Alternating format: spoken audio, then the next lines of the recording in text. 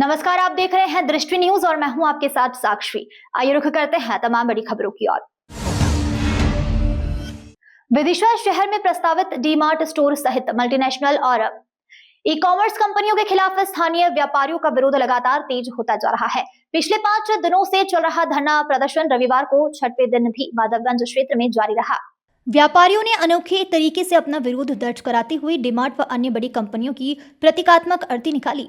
यह अर्थी माधवगंज चौराहे से नीमताल चौराहे तक निकाली गई। नीमताल चौराहे पर उसका प्रतीकात्मक अंतिम संस्कार किया गया। इस अवसर पर व्यापारियों के साथ विभिन्न लोग मौजूद रहे। वक्ताओं ने कहा कि इस प्रकार की बड़ी कंपनियां छोटे व्यापारियों के रोजगार पर संकट पैदा कर रही है और स्थानीय बाजार को कमजोर कर रही है।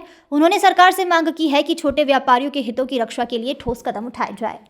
देखिए, डी-मार्ट जैसी संस्थाएं हिंदुस्तान जैसे देश के लिए कतई उचित नहीं है, क्योंकि हिंदुस्तान 140 करोड़ का ये देश है और इसकी बहुत बड़ी सेवा जो है हिंदुस्तान के व्यापारी छोटे छोटे गांव में अपनी दुकानें खोल के, गली गली में अपनी दुकानें खोल के ये केवल अपना ही उदर पोषण नहीं कर रहे हैं, समाज की भी सेवा कर रहे हैं, देश की भी सेवा कर रहे हैं, राष्ट्र की भी सेवा कर रहे हैं।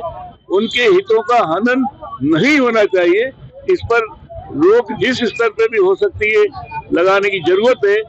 काम आसान तो नहीं है, लेकिन अगर विरोध प्रबल हुआ तो सब कुछ सफल है, कोई कठिनाई नहीं हो सकती है। तो इसका विरोध उचित है, जायज है। एक तरफ शासन ये कहता है कि स्वरोजगार अपनाओ और ये स्वरोजगार अपनाए हुए लोगों के रोजगार बंद करने की बात चल रही है। ये कोई ठीक नहीं है कहा जा सकता है और इसीलिए इसकी चिंता करना चाहिए, इनका संरक्षण मिलना चाहिए और इस पर रोक लगाने के जैसी की भी जिस तरह से भी उपाय हो सकते हैं उपाय करके और रोक लगना चाहिए। ये आंदोलन बहुत उचित है, जायज है, देश हित में है, समाज हित में है। डी-मार्ट खुलना कोई व्यापारिक नुकसान तो है ही, साथ में ये हमारी संस्कृति पे कुठाराघात है। हमारे रिश्तों को, उपभोक्ताओं को, मजदूरों के जो हमारे रिश्ते हैं और जो उन पे आने वाला संकट खड़ा होने वाला है। हिंदुस्तान का 150 करोड़ व्यापारी और विदिशा का 10,000 व्यापारी, उससे जुड़ा 2-3 मजदूर, ऑटो वाला, ठेले वाला, इन सब पे एक रोजगार का बड़ा संकट। तो मैं तो हमारे देश के जो कानून बनाते हैं उनसे निवेदन करना चाहता हूं कि संविधान में संशोधन करें।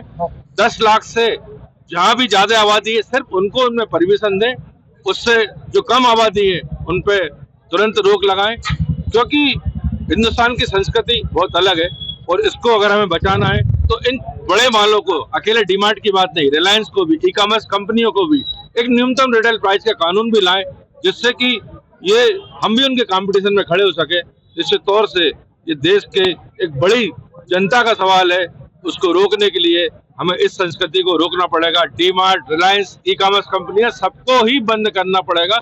अरे ये हमारे छोटे व्यवसाय में क्यों आ रहे हैं, क्यों सब्जी बेच रहे हैं? बेचारा सब्जी वाला 500 रुपए की सब्जी बेच के अपना घर चलाता है, किराने वाला कोई 1,000, कोई 2,000, 5,000।